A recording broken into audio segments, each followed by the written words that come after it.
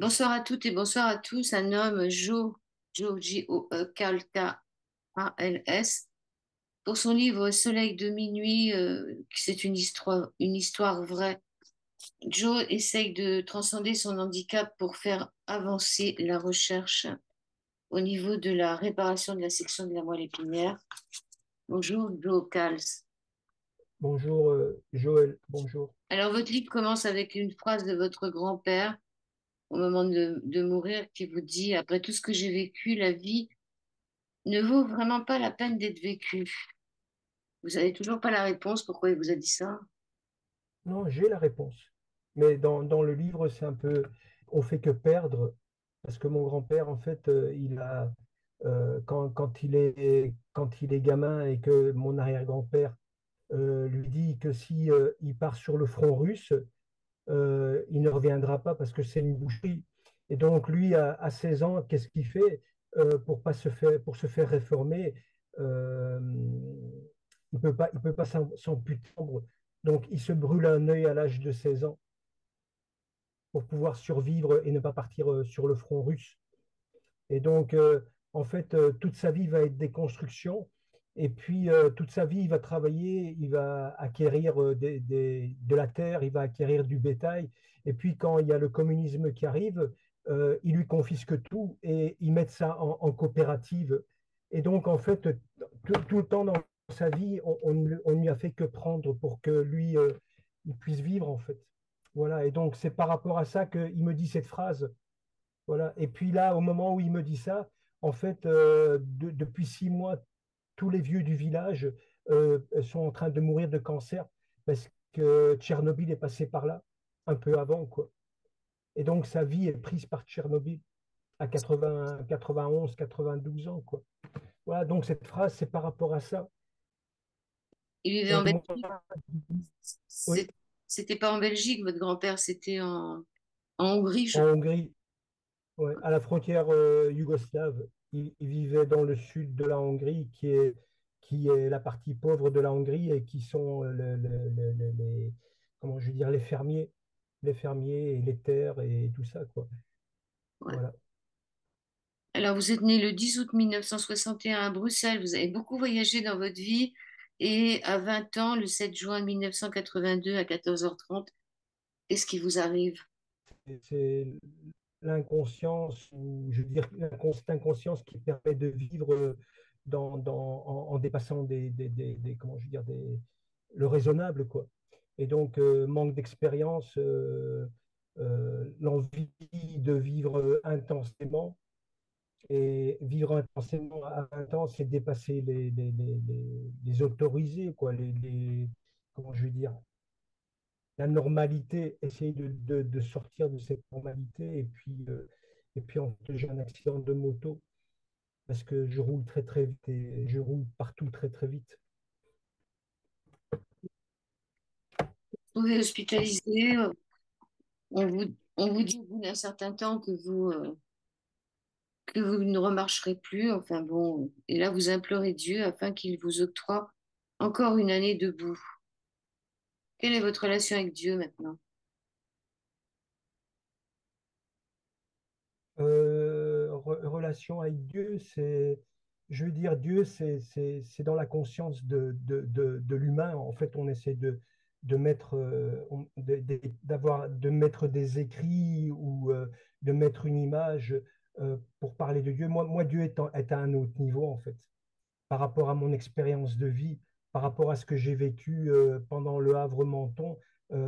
J'ai une autre relation à Dieu que, je veux dire, je vis dans la conscience, mais c'est pas, je ne me mets pas dans une case, en fait, que ce soit musulman, catholique, bouddhiste ou n'importe quelle religion. Moi, je suis conscient d'une force supérieure, mais je ne la nomme pas et je ne l'invoque pas.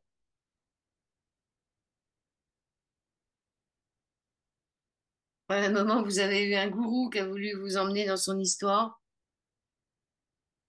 Pardon? À un moment, vous avez eu un gourou qui a voulu vous emmener dans son histoire. On est tous, je veux dire, on est tous un peu. pas tous, mais il y a beaucoup de gens qui sont un peu dans la manipulation, en fait. Cette société manipule beaucoup et les gens aiment avoir des emprises sur l'autre. Et c'est ce que j'ai subi, quoi, en fait. Parce que comment je veux dire, j'étais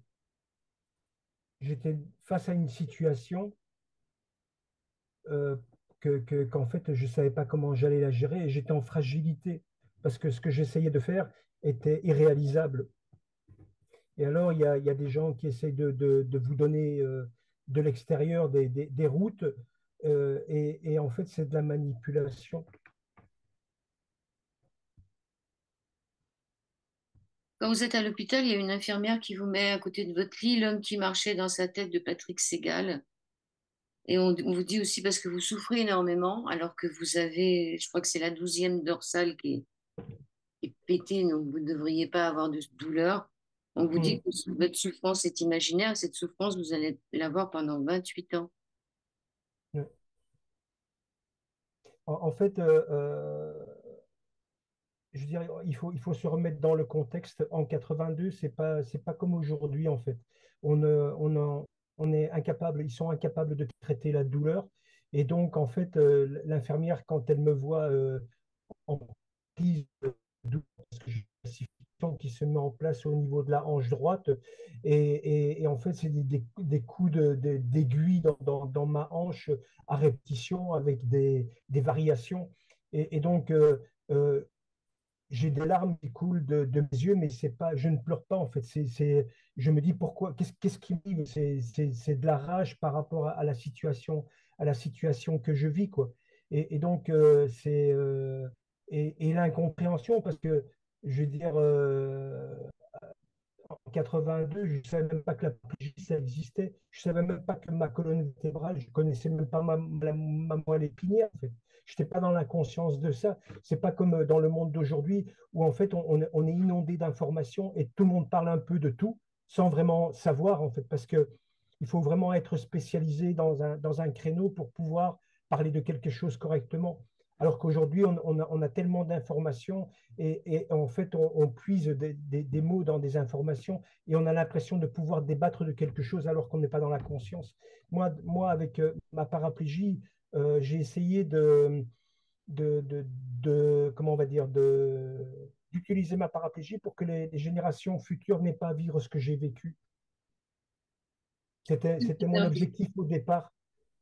Oui, C'était mon votre objectif, il est clair, hein, on va parler des exosquelettes plus tard, c'est de mettre l'homme debout. L'homme ouais. est fait pour être assis, donc c'est de trouver que les recherches trouvent des solutions pour aider ceux qui sont dans votre cas, hein. Mm. Mais Euh, ça ne passe pas ça ne passe pas par les exosquelettes, en fait, hein. non, mais Parce que non, l'exosquelette, en fait, c'est un leurre. Parce qu'en fait, on remet une personne debout, mais la personne, je veux dire, elle est constamment, elle subit constamment les conséquences de sa section de la moelle épinière. Ça ne lui change rien. Au niveau de la position, de la verticale, ça change je veux dire, c'est très très bon au niveau physique, mais je veux dire, une fois que la personne va se rasseoir, elle va se retrouver autant paraplégique et les conséquences de la paraplégie, tétraplégie ne sont pas qu'une position, c'est toutes les conséquences comme la douleur, l'incontinence, la privation de sexualité, parce que ça, on n'en parle pas, parce que c'est tabou.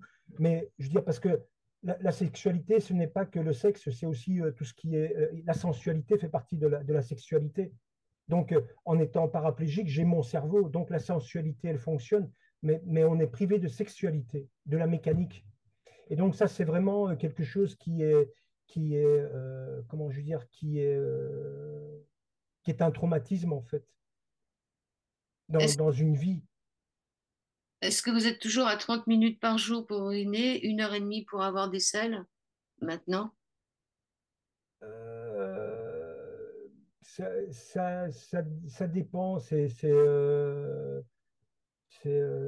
y a tout un contexte en fait. Je veux dire, je vais pas le développer, mais j'essaye de de raccourcir ce temps, parce que la vie de quelqu'un qui est paraplégique, en fait, toute la vie tourne autour de la gestion de la paraplégie, tétraplégie.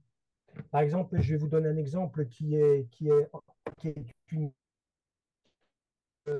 Quand j'entre dans ma voiture pour me déplacer, en fait, il y a déjà un transfert qui s'effectue au moment de passer du fauteuil au siège de la voiture.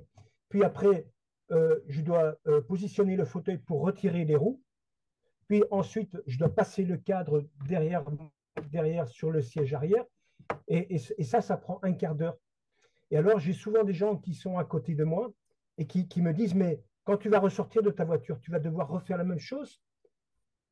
Et en fait, à ce moment-là, les gens prennent conscience que le geste qui est innocent d'ouvrir sa portière, de se mettre derrière le volant et de mettre le contact et de partir, pour eux, ça prend 30 secondes et pour moi, ça prend un quart d'heure. Et en fait, je leur dis, mais moi, chaque geste banal devient une complication. C'est une décomposition d'un mouvement réfléchi par rapport à une situation. Et donc, en fait, la paraplégie, tétraplégie devient la principale, prend le maximum de temps dans une journée. Ce n'est pas grave en soi, mais je veux dire, ça laisse peu de place à l'imaginaire, en fait, à la construction d'une vie. Alors sur la sexualité et aussi le fait que vous n'avez pas pu avoir d'enfants parce que vous avez eu quand même des femmes dans votre vie, on peut dire que vous avez été gâtés, mais à un moment vous vouliez vous marier et pas de possibilité d'avoir des enfants parce que il y a une infertilité aussi, hein. C'est Oui. important. Après, vous parlez du handicap dans le sport. Euh, avec les degrés de handicap, vous dites qu'il y en a qui trichent un peu en se mettant plus de handicap qu'ils ont vraiment, de manière à pouvoir avoir des... En fait, là, on parle de paralympisme pour les Jeux olympiques. Donc, ça a une connotation paraplégique, en fait. Et quand vous observez bien les Jeux paralympiques, en fait, c'est des amputations. C'est des gens qui ont une amputation qui font du sport. Oui, et c'est Et la différence entre l'amputé, justement, qui a plus son membre ou qui a un membre fantôme, et quelqu'un qui a ses membres, mais qui ne fonctionne plus. Il y a quand même une différence. sauf que les gens associent tout. En fait, il y a un amalgame qui est fait avec le logo handicapé. Le logo handicapé, c'est quelqu'un qui est assis sur un fauteuil. Et, et, et en fait, ce logo est un fourre-tout. Par exemple, quelqu'un qui est aveugle a un handicap, mais je n'ai aucune conscience de son handicap. Quelqu'un qui a une amputation, il a un handicap, mais il n'a aucune conscience de ce qu'est la paraplégie. Moi, je peux imaginer ce que c'est l'amputation parce que l'amputation, le traumatisme se crée au moment de l'amputation. Au moment où on vous dit, monsieur, on va devoir vous amputer la jambe ou amputer un bras ou quoi que ce soit. Et en fait, là, c'est un traumatisme qui est le fait de perdre une partie de son corps. C'est un traumatisme qui est important. Tandis que la paraplégie, euh, en fait, on vous laisse, quand vous avez votre section de moelle épinière, on vous laisse une fenêtre de 6 mois pour pouvoir récupérer, parce qu'il y a une possibilité qu'il y ait une reconnexion neuronale. Donc, l'acceptation, elle vient tout doucement, en fait. Ce n'est pas une transition brutale. Tandis que l'amputation, c'est un choc brutal. Et donc, mais c'est deux mondes différents. C'est deux mondes totalement différents. Et pour la gestion, pour cette société, pour la gestion de l'handicap, il est plus facile de mettre tout le monde dans le même sac, quoi. Mm. Surtout que la personne qui est amputée, elle sent souvent sa jambe comme étant un membre fantôme. Et si on est guérisseur, on sent la jambe, elle est encore là. Donc, c'est pas du tout la même chose que vous qui avez la jambe et qui ne sentez rien. C'est deux mondes différents. Il y a une jambe qui a été coupée et qui est toujours présente et des jambes qui sont présentes et qui ne sont plus là. Oui. Vous devez... Pour moi, quelqu'un qui est amputé est quelqu'un de valide, en fait. parce qu'il est en possession de tout son corps. Il contrôle tout son corps. Mm. Oui, Moi, oui. en fait, souvent, pour prendre, comment je vais dire, pour essayer de faire comprendre aux gens ce que je vis, en fait, je leur dis, euh, touchez la jambe de votre voisin. Et en fait, c'est ce que je ressens en me disant, c'est ma jambe, en fait. Et puis, en touchant la jambe de votre voisin, essayez de la faire bouger. En fait, c'est ce que je vis, cette déconnexion. Et en fait, les gens à ce moment-là réalisent la section de la moelle épinière, parce qu'en fait, les gens, ils me voient entier. Par exemple, je vous donne un exemple. Pendant l'entraînement que j'ai fait pour traverser la France debout, juste avec le contrôle du buste, en lévitation, en fait, je descendais souvent de l'appartement où je vis et je me rendais dans le centre de Menton qui est à 1,5 km. Et donc, je marchais, je descendais, et puis il y a des moments où je marchais sur les trottoirs. Et en fait, à un moment donné, je me suis retrouvé face à deux personnes âgées, bras dessus, bras dessous. Elles se retrouvent face à moi, moi avec ma paire de béquilles et mes orthèses, et toute la difficulté que ça engendrait.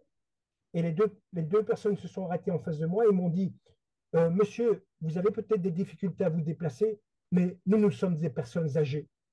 Alors laissez-nous passer. Et en fait, je me suis reculé, je me suis appuyé contre le mur et la personne qui était, les deux personnes m'ont remercié en fait, mais elles ne se rendaient pas compte parce qu'elles me voyaient debout. Quand on me voit traverser dans les images, je ne sais pas si vous avez vu sur YouTube les images, en fait, je suis debout pour les gens. Et les gens se demandent quel handicap j'ai à part les béquilles. Oui, mais ça, c'est ce que vous avez voulu, hein, affronter le regard des autres en étant debout. Moi, j'avais fait une émission il y a très longtemps sur du handicap, il y a plus de 10 ans, et je disais, mais pourquoi ils font pas des fauteuils d'handicapés debout, un peu comme des Robocop? On m'a dit que c'était trop Mm. compliqué, que les gens ne tenaient pas. Alors, pour affronter le regard des autres, vous trouvez une solution, c'est Émile. Ouais, en fait, au départ, je suis tellement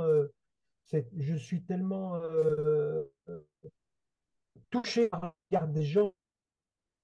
Il faut remettre de nouveau le contexte. Le handicap, souvent, on me demandait si on me trouvait normal et on pensait que j'avais un handicap mental, en fait. Parce que j'étais en fauteuil, les gens n'avaient pas, dans les années 80, les gens n'avaient pas la conscience d'une multitude de choses comme aujourd'hui, par exemple. Et donc, je me suis caché derrière le chien. J'avais un petit coquillard sur les genoux. Et en fait, les gens m'abordaient au travers du chien, où les gens voyaient le chien et ne voyaient plus mon handicap. Et donc, longtemps, je me suis caché derrière ça. Après, vous vous êtes montré, puisque vous avez fait une école de photographie pendant quelque temps, qui vous a conduit à faire des photos pour Handicap sans frontières, leur Paris-Dakar, hein. Vous êtes parti en Afrique, ça a été tout un Ouais. voyage. Vous étiez très jeune, hein, vous aviez 25 ans à l'époque. C'était en 87, donc j'avais 26 ans. Mhm. 26 ans, j'avais. Ouais, Et, oui, et là, vous découvrez les enfants qui vous demandent de la Nivaquine, et puis vous découvrez la polio dans toute sa splendeur. Il y a beaucoup de polio en ouais, Afrique noire. ouais.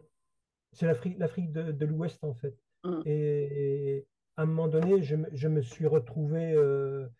En fait, j'étudiais la photo.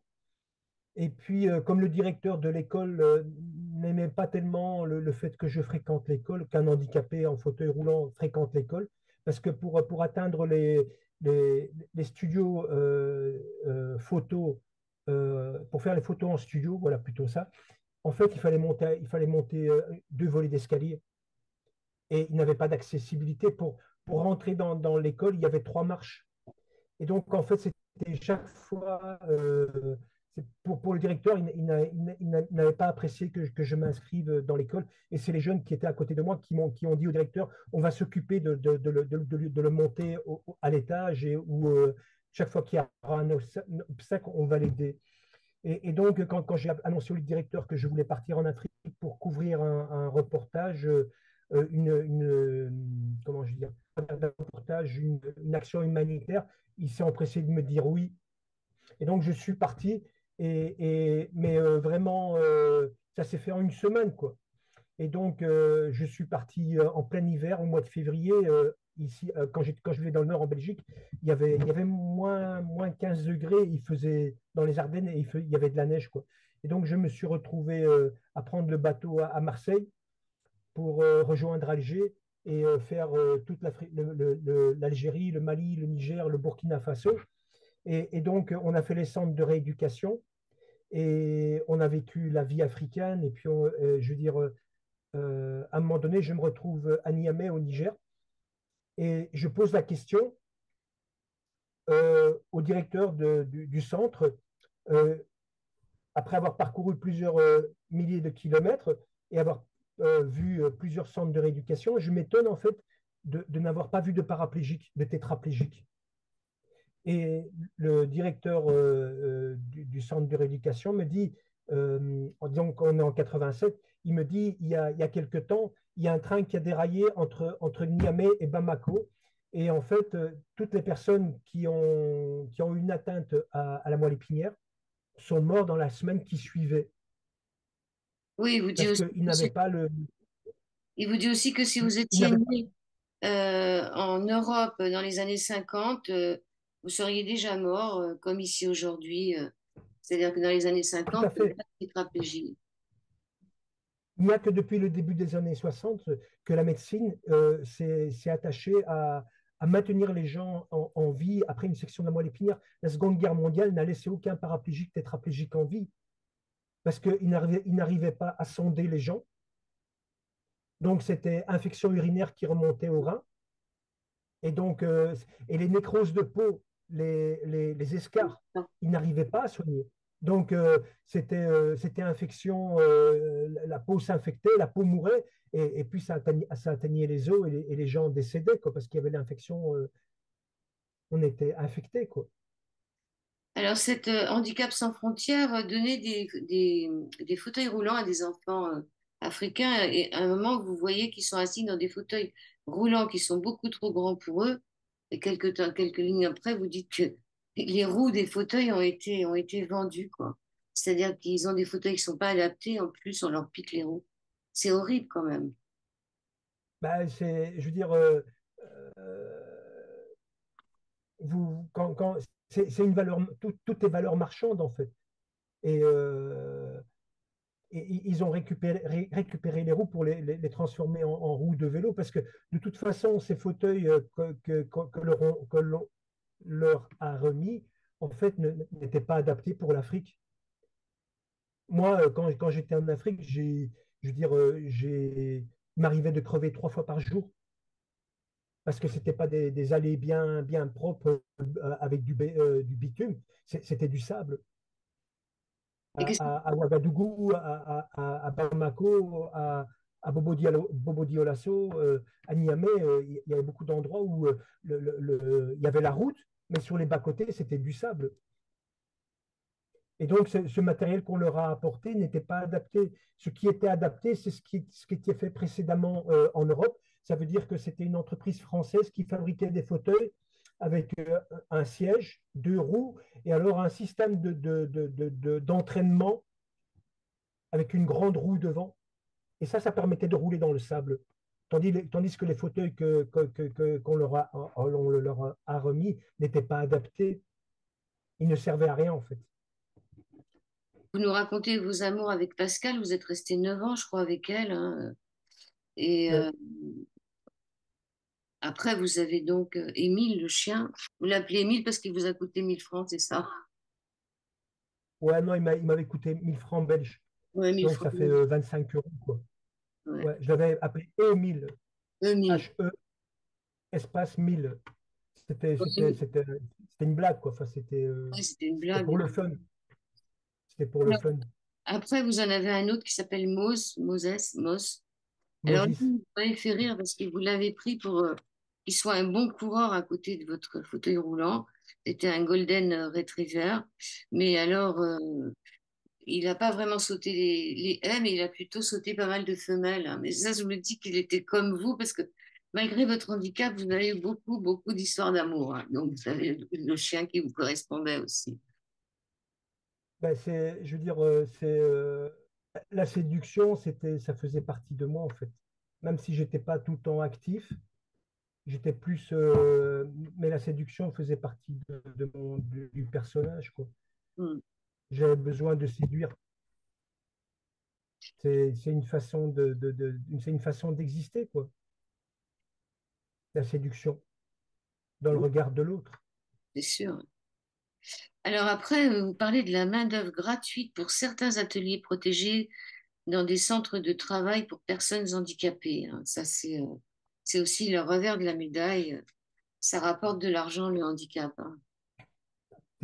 Ouais, ouais, ouais. Ouais, bon, j'avais vécu l'expérience, j'avais pas la conscience, j'ai vécu l'expérience au travers parce qu'à un moment donné, j'ai essayé de créer une équipe de basketball où je m'étais dit, je vais faire en sorte que ce soit du plaisir et qu'on apprenne comment je veux dire, à bouger pour arriver à des résultats au niveau sportif, quoi. Et donc, j'ai essayé avec un ami de créer un club de basket. Enfin, j'ai créé un club de basket avec un ami.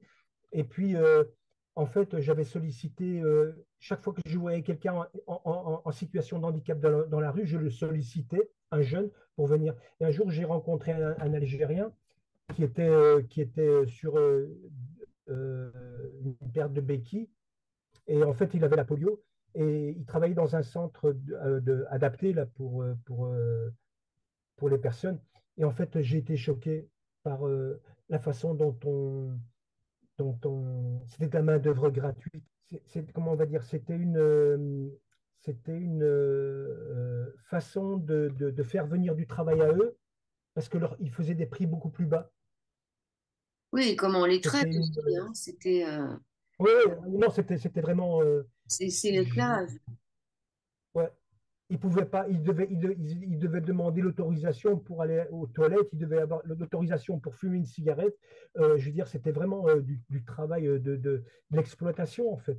Mais bon, c'est pas trop bon d'en parler, quoi, parce que dans la conscience, moi j'ai quelqu'un qui m'a dit un jour qu'il faisait beaucoup pour le monde de l'handicap et qui faisait travailler des handicapés pour imprimer des t-shirts. Oui, Et moi, je me disais, je me suis dit, je lui ai rien répondu parce que, je veux dire, je le laisse dans sa vérité à lui, quoi. Mais en fait, c'est de la main-d'œuvre gratuite, quoi. oui, il y a peut-être certaines associations qui sont plus intéressantes que d'autres, mais dès qu'on rentre dans des assos, de toute façon, on voit le revers de la médaille. Donc, bon, vous parlez 5 langues, c'est pas mal, hein. Euh, Euh, En fait, c'est une question de pratique. Je veux oui, dire, compter à l'anglais très tôt et à l'hongrois. Et puis, en fait, après, quand je suis revenu en Belgique du Canada, j'étais confronté au français. Puis en Belgique, à l'âge de 9 ans, il faut apprendre le néerlandais. Donc, ça veut dire que mon cerveau a été formaté. Mais il faut une pratique. Et là, je n'ai pas la pratique. Ah, voilà, c'est ce que je voulais dire. Mais j'ai pratiqué 5 langues. Et pratiquement 6, parce qu'à un moment donné, j'ai vécu à Berlin, avec le mur, quand il y avait le mur de Berlin. J'étais en amour avec une berlinoise. vous en fait voyager les femmes, hein. Alors après, Un vous avez peu. fait 2 marathons de Monaco, semi-marathon de Nice, c'est ça de Nice, la prom classique 2 fois, la ronde des plages à Menton, et vous rencontrez le docteur Sornet, parce que là, vous avez des douleurs invraisemblables, on en a parlé au début, qui sont dans la hanche, je crois. Et là, il vous fait de la mésothérapie qui vous calme un peu et il Oui. vous amène vers quelqu'un qui va vous opérer, qui va vous retirer cette douleur. Elle n'est plus là, la douleur. Depuis décembre, ça se remet en place.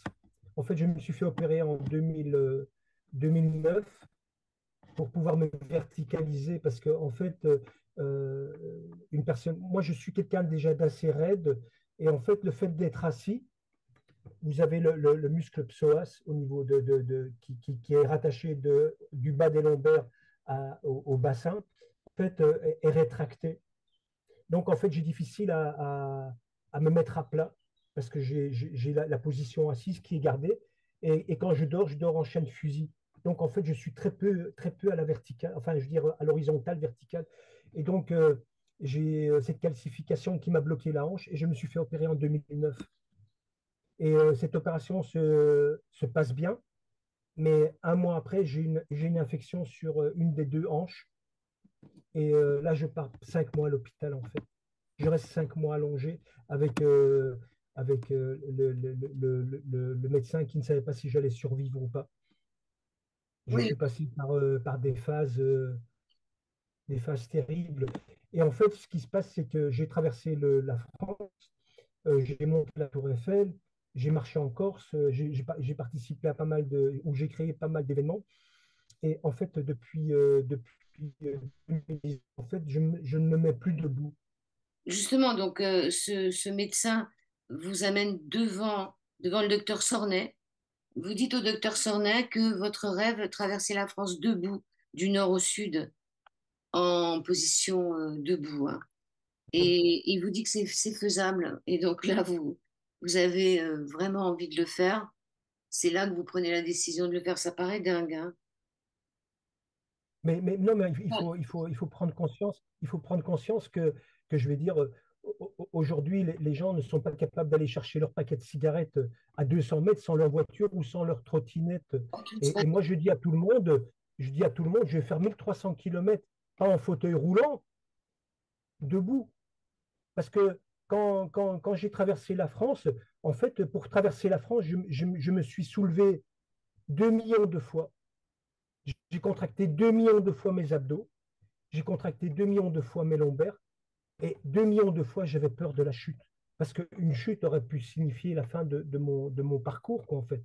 Et donc, j'avais la peur de chuter. Et donc, le médecin qui me dit vous pouvez le réaliser, pour moi, ça m'a, comment je veux dire, ça m'a soulagé d'un poids. Parce que pour moi, c'était de l'utopie. oui, puis à un moment, vous êtes, je sais plus, dans Lyon, là où je sais plus où, et vous avez comment ça s'appelle, des ampoules aux pieds. Et ça, c'est catastrophique parce que vous les sentez pas, vos pieds. Mais par contre, les ampoules, ça peut dégénérer. Comment ça s'est soigné tout seul? Non, là, à un moment donné, c'est juste avant Auxerre, Mm. entre Auxerre et Clamecy. À un moment donné, je retire même, parce que tous les midis, je retirais mon appareillage et enfin mes orthèses en carbone. Et donc, en fait, à un moment donné, je sens mes chaussettes qui sont trempées et je retire mes chaussettes et en fait, j'ai plus de peau sur les pieds. Toutes les ampoules Écoutez. je veux dire, la peau s'est déchirée, quoi. Et donc, à, à un moment donné, je me retrouve à me faire soigner par une infirmière et mes accompagnants qui étaient restés à l'extérieur, quand l'infirmière ressort, l'infirmière leur dit, euh, dans le meilleur des cas, il a une amputation, dans le pire des cas, il meurt en fait d'une infection. Et en fait, mes pieds vont rester en sang depuis ce moment-là jusqu'à Menton. Donc, je vais marcher, être debout pendant 900 kilomètres avec les pieds en sang, avec des pansements en fait. Mais vous le sentez pas, Mais, non, non, je sens, non, non, mes jambes, je ne les sens pas. hein. En dessous du nombril, je ne sens plus rien. C'est comme les diabétiques qui Mon sentent plus corps ne leur... m'appartient plus. Alors, il y a l'histoire triste de Gilles, hein, votre ami, qui se noie devant vous. Il se noie devant vous. Ça, c'est triste parce que vous vous sentez complètement impuissant, là. Mais si j'avais été, mais je pense que euh, quand il est parti en arrière et que sa tête a tapé le ponton en béton, parce qu'il avait une passerelle pour monter sur son bateau, et en fait ça a fait un bruit vraiment. Il pesait 160 kilos, hein. Il faisait pratiquement 2 mètres de haut, il faisait 160 kilos. Et quand il est parti en arrière, sa tête a tapé le ponton et ça a fait vraiment un bruit bizarre. Et en fait, les pompiers m'ont dit qu'en fait, il était mort sur le coup. Et parce que si j'avais été valide, dans l'eau noire, j'aurais plongé, quoi, pour essayer de le remonter. Et en fait, la personne qui est à côté de moi est tétanisée et ne sait pas quoi faire. Et je lui dis de plonger. Et en fait, la personne ne plonge pas. Et au bout de 10 minutes, un quart d'heure, les pompiers sont arrivés pour aller rechercher le corps. Mais les pompiers m'ont dit qu'avec le choc qu'il a eu au niveau de la tête, quand il a perdu l'équilibre, il est mort sur le coup. Mais bon, c'est assez traumatisant de passer d'un instant où on est en train de rigoler, de fêter l'acquisition de son bateau. Il va vivre sur son bateau, quoi. Et d'un instant à l'autre, par cette belle nuit, on ne le verra plus jamais, quoi. Et son chien, qu'est-ce qu'il est devenu? Mais son chien est mort juste avant. Sa Juste. chienne, il avait une relation fusionnelle avec sa chienne. C'était un bull mastiff. Et la femelle, elle était vraiment, ils étaient fusionnels, en fait, lui et sa chienne. Et en fait, elle était morte 2, 3 semaines avant. Et le lendemain de cette soirée, en fait, on devait aller dans le Var, dans un élevage, chercher un chien. Hmm. Et donc, il n'avait plus de bulles mastiff. Et lui, il avait une passion pour cette race-là, quoi, pour les bulles mastiff. Oui, donc vous nous racontez tout votre voyage du nord au sud et quand vous êtes très déçu quand vous arrivez à Paris, à l'hôtel Marriott rue des Champs-Élysées, par le peu d'impact qu'il y a en retour. Il n'y a pas beaucoup de médias. Vous vous posez la question de savoir pourquoi ça n'intéresse pas tout le monde. Je vais, j'aimerais, dans Soleil de minuit, le voyage du Havre à Menton est très très court parce que je voulais pas développer l'histoire. Mais là, mon intention, il est d'écrire euh, un livre qui va s'appeler Pour l'humain de demain, pas minute par minute, mais vraiment raconter comment l'histoire s'est construite, parce que j'ai écrit les 5 premiers chapitres où en fait, je suis au début du livre, je suis sous morphine. Et les médecins font venir des gens de ma famille, ma mère, ma sœur, parce qu'en fait, ils me donnent pas grande espérance de survie, en fait. Et mon second livre, il commence là. Et pour pouvoir continuer à rédiger ce livre, il faut que je reloue le même camping-car et que je refasse le parcours que j'ai fait. Et en moi, le livre va être écrit. Et là, les gens vont se rendre compte de ce qui a été réalisé, quoi. Et donc, mon intention, elle est là. Et c'est pour ça, dans Soleil de minuit, je n'ai pas voulu développer, parce en fait, à partir du moment où j'ai des ampoules aux pieds, déjà donc ça c'était en octobre, donc août, septembre, octobre, depuis 3 mois, je suis en conflit avec le premier chauffeur. Je me bats pas seulement sur la route pour pouvoir enquiller des kilomètres, je me bats avec le chauffeur parce que le chauffeur essaye de s'accaparer comment je veux dire, la reconnaissance que si ça se fait, c'est grâce à lui. Mais Voilà. le chauffeur, c'est l'accompagnateur, hein. Il est pas, il est dans son camion, mais c'est vous qui marchez, hein. Oui, mais il s'occupe de tout ce qui est logistique. Et en fait, comme je n'ai aucune autorisation, je n'ai pas de route précise. J'ai pas de suivi médical, j'ai pas d'ostéo, j'ai pas de kiné, j'ai pas comment je veux dire, de plan de nutrition concret, quoi. Je veux dire, c'est vraiment une aventure parce qu'au début, personne ne croyait à mon histoire. Personne ne pensait ça réalisable. Et donc, en fait, le gars que je rencontre, il se propose de créer une équipe de chauffeurs. Sauf qu'au fur et à mesure où les gens devaient prendre la relève, toutes les semaines ou toutes les 2 semaines, tous les gens, en voyant les images à la télévision, en fait, se désistent et ils se retrouvent à devoir continuer avec moi. Et donc, il y a un conflit entre lui et moi. Parce qu'en en fait, il a à gérer la logistique, mais il faut s'imaginer que c'est un camping-car qui roule au bord des routes à 3-4 km/h ou à 2 km/h. Et que derrière, la circulation, elle, Et donc, lui, il est obligé de voir derrière et de voir devant où je marche devant le camping-car. Ouais, ça va créer des. Par exemple, le plus long village de France, là, je ne me rappelle plus à Leclerc, en Normandie.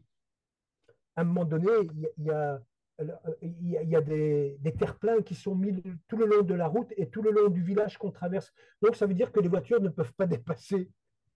Et à un moment donné, en sortant du village, je me mets sur le côté et en fait, il y a 10 km de bouchon, quoi. Et à un moment donné, il y a un jeune musclé dans sa voiture qui est à côté, qui penche sa tête, il s'arrête à ma hauteur et qui commence à m'insulter, quoi. Et qui me demande qu'est-ce que je fous là, et qui n'a pas intérêt à me retrouver sur la route parce qu'il va me dégager de la route, quoi. Parce que je suis quelqu'un de debout qui marche devant un camping-car et qui bloque la circulation. Alors, c'est en Ardèche que vous avez l'idée d'impliquer des personnes en les incitant à venir marcher avec vous. Si plus vous êtes nombreux, plus on vous voit de loin. Et puis c'est là aussi que vous pensez que vous allez arriver à Nice sur la promenade des Anglais et que vous allez appeler votre livre Soleil de minuit, tout du moins Soleil de minuit à Nice. Et en fait, j'arrive dans un tel état parce que, en fait, pour pouvoir soulever 7000 fois mon corps le matin, contracter 7000 fois mes abdominaux, pouvoir. En fait, il fallait que je crée un moment d'effort et un moment de relâchement qui me faisait croire que le relâchement était plus long que l'effort, était plus important que l'effort. Et en fait, pour pouvoir créer ce moment-là, en fait, c'est le moment de bascule de mes béquilles de l'avant vers l'arrière, dans ce mouvement de deux temps. Donc, je mets mes béquilles devant, je me soulève, je jette mon corps entre les béquilles et je fais atterrir mes jambes. Et au moment où mes jambes atterrissent au sol, je me répète une phrase. Je suis mes jambes. Et je me répète ça pendant 5 ou 600 fois. Et au final, je ne suis plus le haut du corps. Je ne suis plus l'effort du haut du corps. Je suis mes jambes.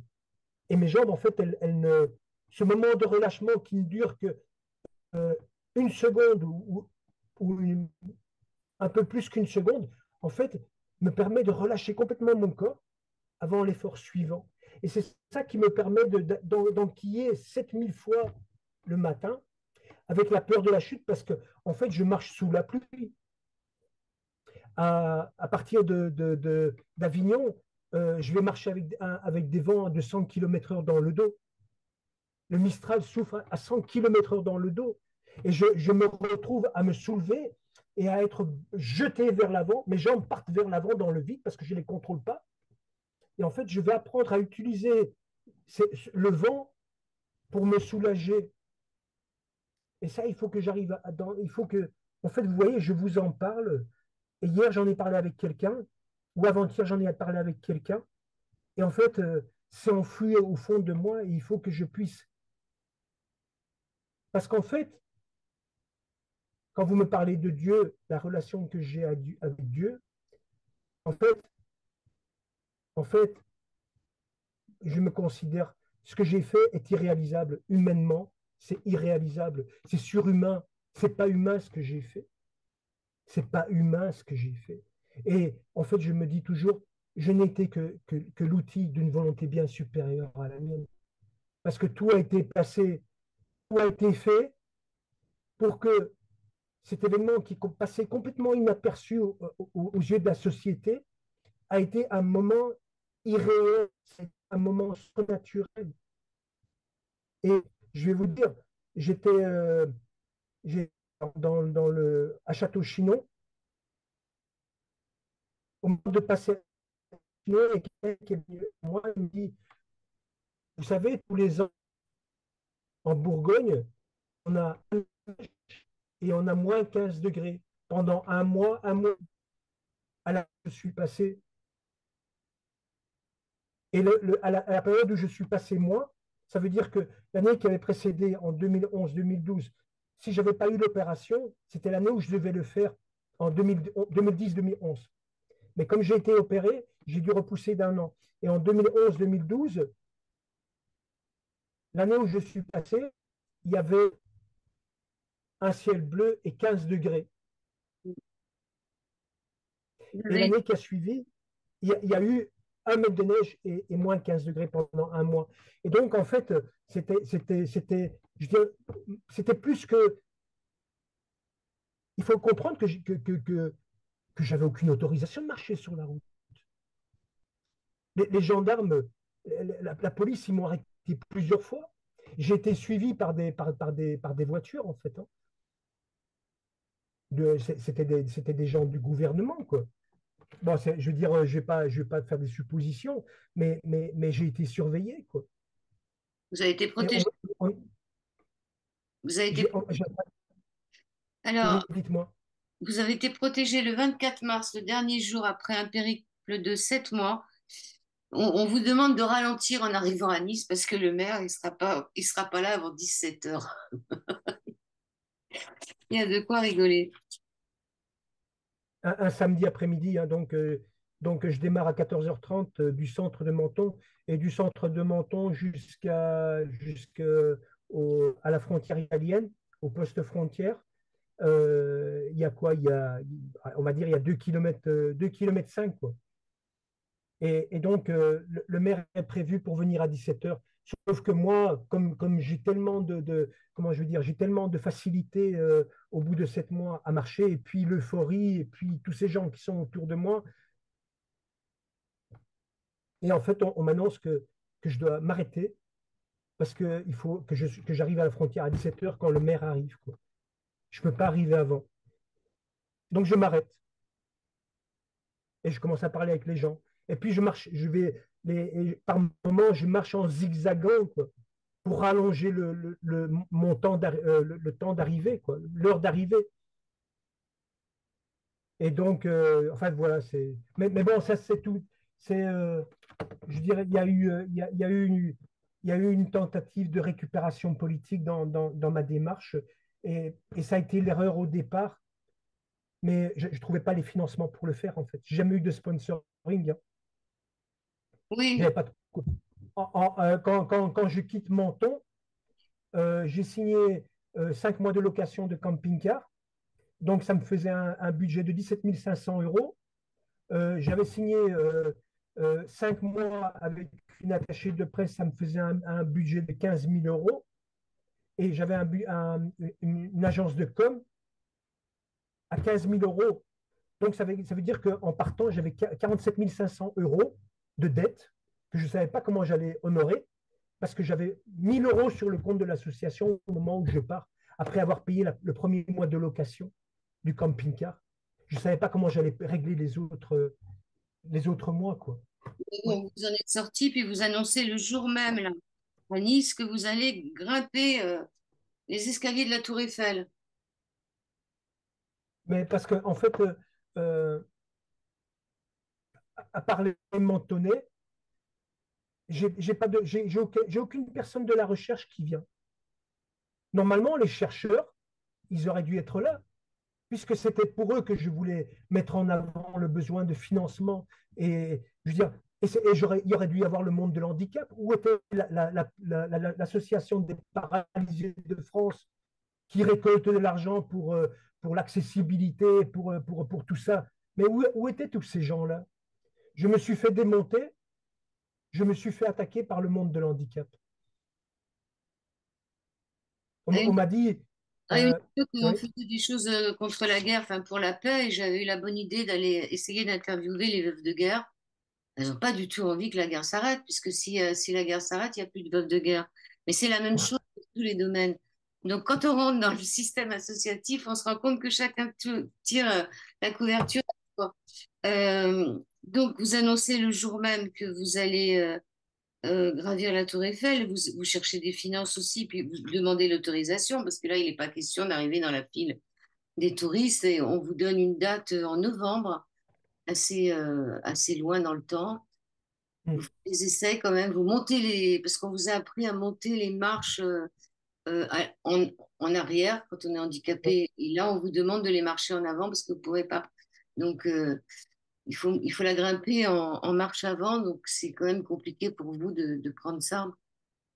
il y a le problème des marches et il y a cette, comment je veux dire, la marche, il y a un bord de 1 ou 2 centimètres. Et en fait, ce qui se passe, c'est que si je monte trop vite sur la marche, en fait, il faut vraiment que je me soulève à la verticale. J'ai une béquille qui mesure 10 centimètres de plus que ce qu'il faut. Et en fait, je me soulève à la verticale et je me retrouve en suspension sur mes poignets dans le vide avant d'atterrir sur la marche, puisque je me retrouve plus haut que la marche. Mais en fait, avec la fatigue, ce qui va se passer, c'est que le bout de mes pieds vont rentrer en butée contre ce bord de marche qui dépasse. Et donc, en fait, je cale. Et il faut vraiment que je monte à la verticale. Il ne faut pas que je veuille directement monter le plus rapidement possible sur la marche. Et ça fait que, en fait, les triceps et les épaules ne sont pas faits pour supporter le poids du corps. Et à un moment donné, je vais me retrouver avec les bras qui vont se raidir. Ça veut dire que le triceps ne se, comment je veux dire, euh, va rester contracté en fait. Et l'épaule, pareil. Et en fait, je vais avoir des douleurs. Et c'est une chance que le docteur Sornet, tout à fait par hasard, je lui demande de monter avec moi la tour Eiffel, quoi. Parce il est venu pour moi à Paris. Alors, dans la vidéo qu'il y a sur votre site, hein, Joe Cal, il y a un site, Ouais. euh, je veux dire, on voit que vous montez à la Tour Eiffel et on voit des gens. Alors, vous avez mis 9h30, hein, je crois, pour monter, 9h30 pour monter les 1665 marches. Et on voit qu'il y a des gens qui sont derrière. Et moi, je me suis mis à la place des gens qui sont derrière vous. Ils ont suivi pendant 9h30 votre ascension. Mon médecin m'a Courageux suivi pour avec eux sa aussi. femme. Et en fait, moi j'étais dans l'effort. Mais à 29 novembre, une fois que le soleil est couché, waouh, Vous êtes- les gens étaient frigorifiés, quoi. Moi, je ne l'étais pas, mais eux l'étaient. Oui, Mais en fait, euh, j'avais monté à Beau Soleil lors d'une course qui s'appelle la course des escaliers de Beau Soleil au mois de mars 2013. J'avais monté les 450 marches en 4 heures. En une heure. J'avais monté 451 marches en une. Et là, je m'étais dit, pour monter la Tour Eiffel, 450, 400 marches, on va dire. La Tour Eiffel en fait 1600, donc je vais mettre 4 heures. maintenant, J'ai pris 2 barres de céréales.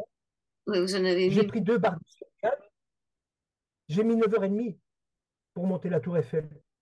Mais moi, en fait, au départ, parce que j'avais monté les escaliers de Beau Soleil en une heure. En 59 minutes, j'avais monté 451 marches. Oui, mais Et la Tour Eiffel, c'était pas des escaliers en colimaçon comme ceux de la Tour Eiffel. C'était pas les mêmes escaliers du tout, aussi.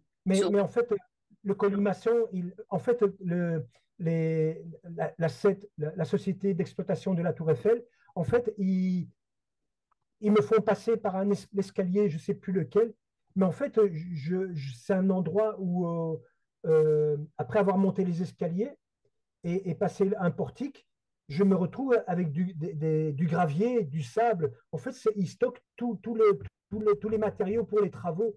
Et quand j'arrive là, il y a il y a combien? Il y a un étage à monter, en fait, en escalier, en colimaçon. Ça veut dire que dès le départ, il me fracasse, en fait.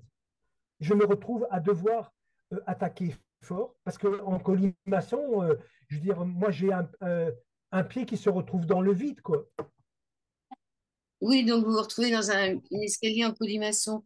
Vous Et arrivez. déjà au départ il me, il me casse déjà dès le départ, en fait.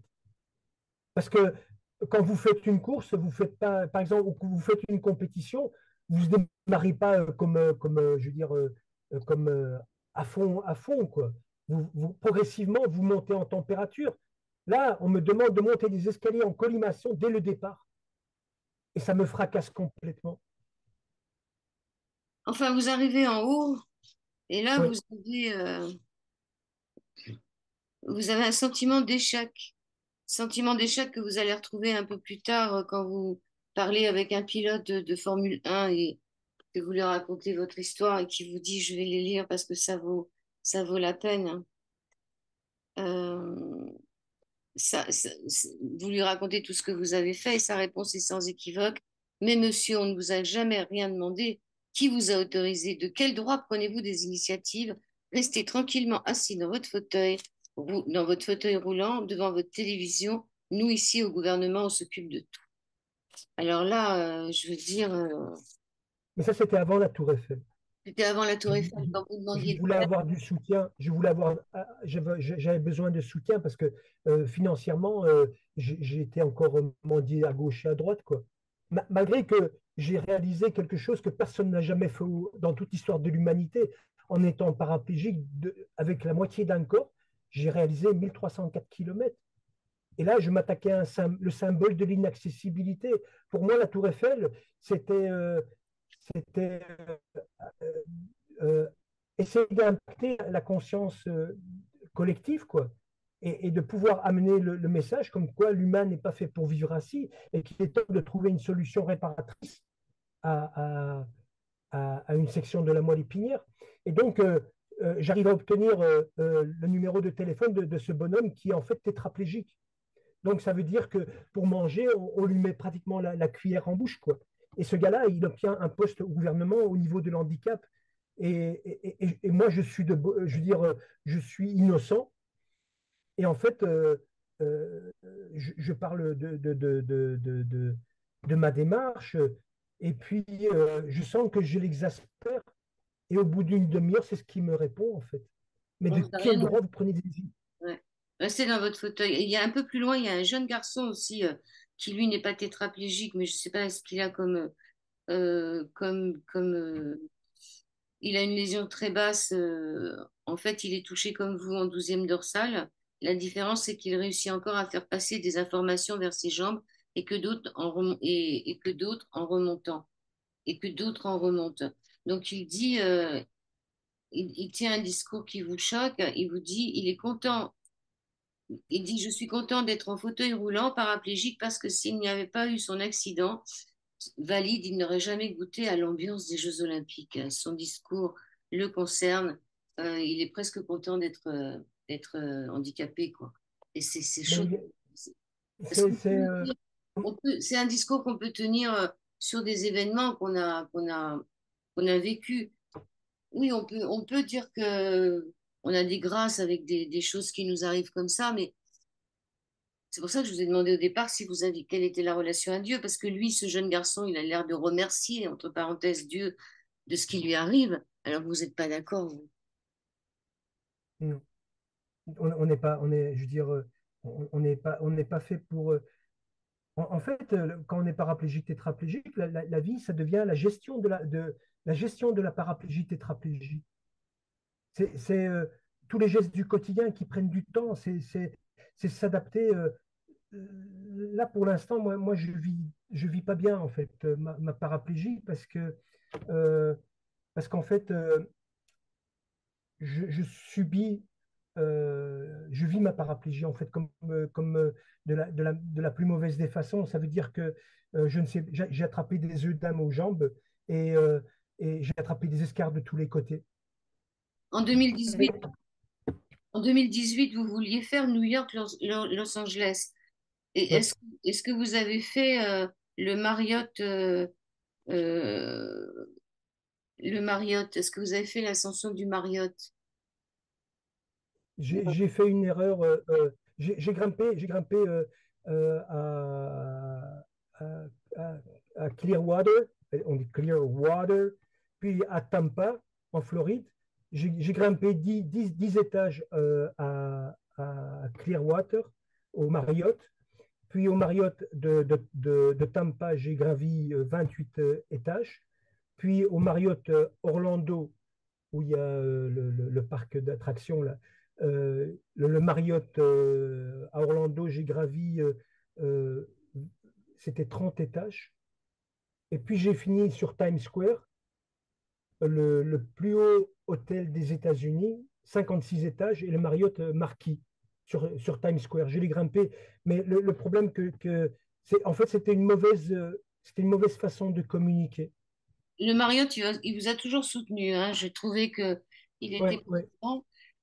Donc moi, en terminant votre livre, je me demande où est-ce que vous en êtes maintenant? Quels sont vos projets? Est-ce que vous êtes coincé parce que vous dites que maintenant il y a des escars ou je ne sais quoi, vous pouvez plus vous tenir debout là?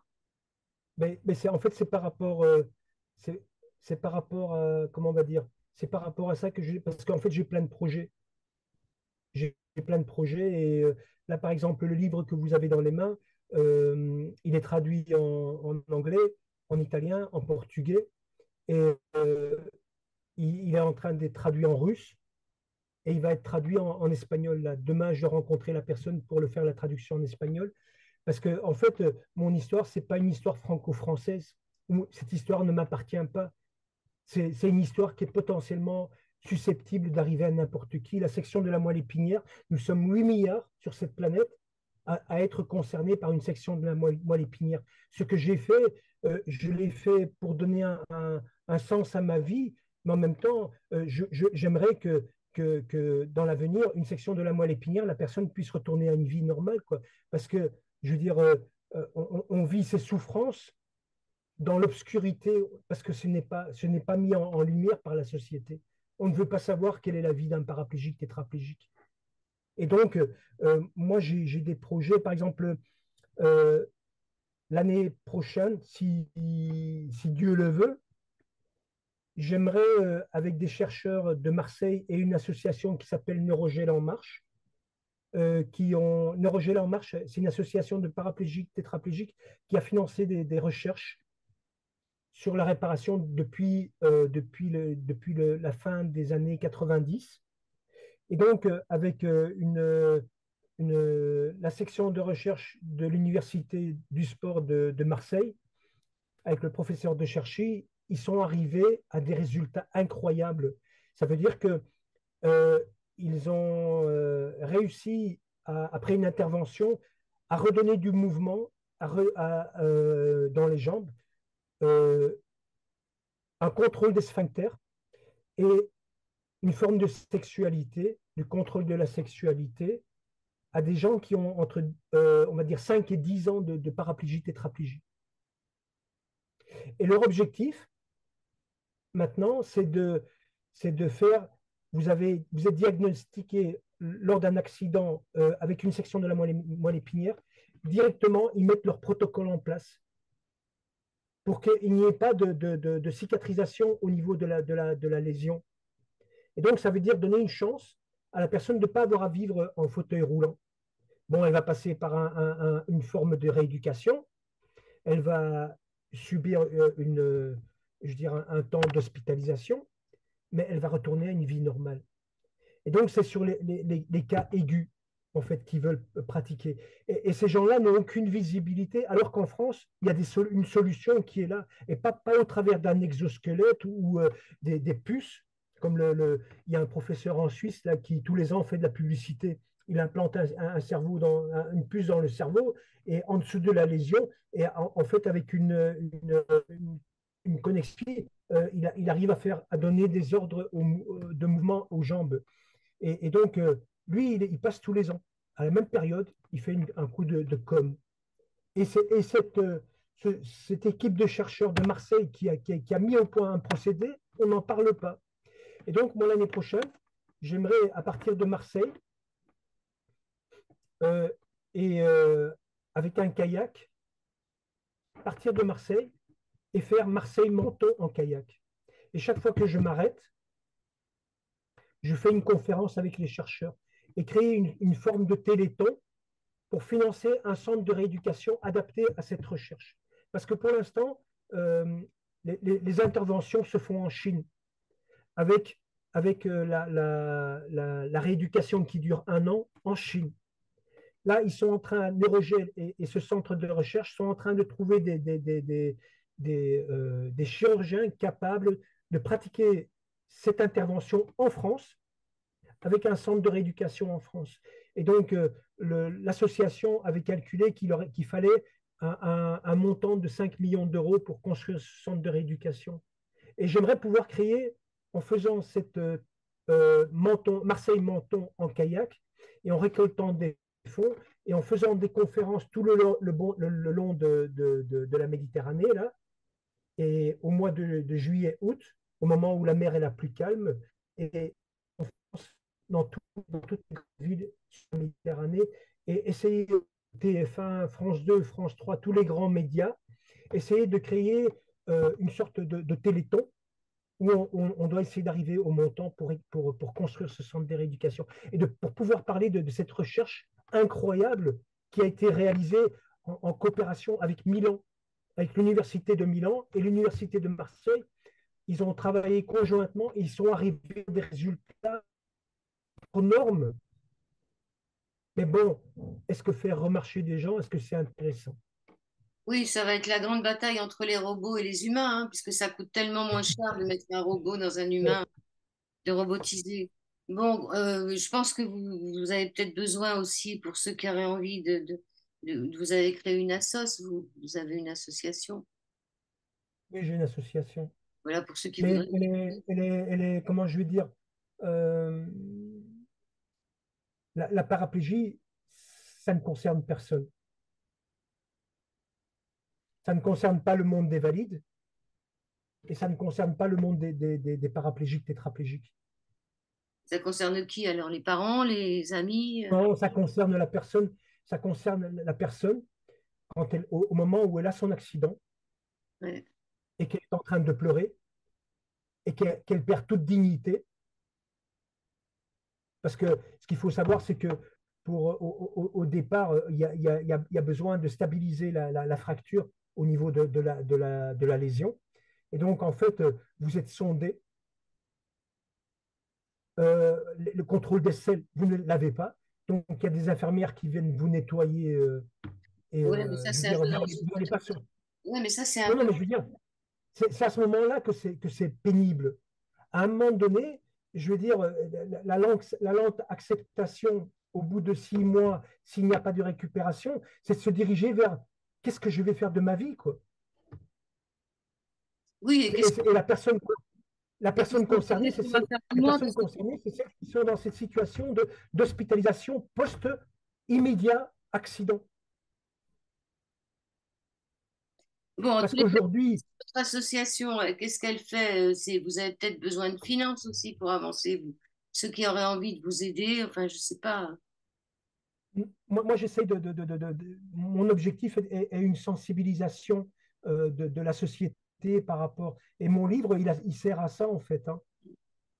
Et c'est une sensibilisation par rapport à, à une situation. Aujourd'hui, le monde de l'handicap est devenu une catégorie sociale à part entière dans cette société. On a le droit à l'accessibilité au monde du travail, on a le droit à avoir une vie amoureuse, on a le droit de vivre comme tout le monde, on a le droit Bon, vous avez le droit de prendre des métros où il y a pas d'accessibilité. Vous avez le droit de travailler pour des gens qui vous arnaquent un peu. Vous avez des droits quand même. Vous avez des droits de stationnement aussi, mais à part ça, je pense pas que franchement les droits vous les ayez tant que ça. Qu'est-ce que je veux dire? Il n'y a pas un moment où vous aviez fait justement du bateau, quelque chose où vous aviez eu mal au bras dans votre livre, parce que là vous allez faire du kayak. Non, moi je suis, comment je veux dire, quand je suis revenu, en fait, les épaules ne sont pas faites pour supporter cette charge de poids, 2 millions de fois, hein. Donc je dois faire 75 kilos. J'ai soulevé 2 millions de fois 75 kilos pour traverser la France, quoi. Et les épaules ne sont pas faites pour cette charge. Le kayak, Donc, c'est quelque chose dont on est assis dans un kayak. Donc là, vous allez faire travailler quoi? Les épaules. non, ça va être tout le haut du corps, hein. Au niveau des abdos, au niveau des lombaires, au niveau du haut du dos. Les pectoraux vont travailler, les épaules vont travailler, les avant-bras vont travailler. Mais ça va être. Il n'y a pas une. Il n'y a pas une. Moi, en fait, ce que j'aimerais avec le kayak, c'est de mettre sur pied avec les clubs nautiques. Ça veut dire que les clubs nautiques m'accompagnent durant cette période, quoi, où les vacanciers viennent avec moi sur l'eau. Il faut que ce soit vraiment une manifestation, je vais dire, solidaire, et que les clubs sportifs viennent m'accompagner et qu'on soit peut-être 100 ou 200 à être sur l'eau et que le soir soit programmé un débat avec les gens, quoi. une conférence, une présentation. Et, et l'objectif final, il est de... En fait, moi, j'aurais aimé que quelqu'un se soit battu comme je me bats bien avant mon accident et que la solution ait été trouvée pour que quand moi j'ai eu mon accident en 82, je n'ai pas à vivre tout ce que j'ai vécu. Parce que c'est un combat de tous les jours. Aujourd'hui, je suis ramené, je vais vous dire, je me bats dans cette société parce que quand les gens me voient y venir, ils me tiennent les portes, alors que je n'ai pas besoin que les gens me tiennent les portes. Oui, mais Vous voyez ce ça, que je veux moi dire. aussi, on me tient la porte des fois et je pars.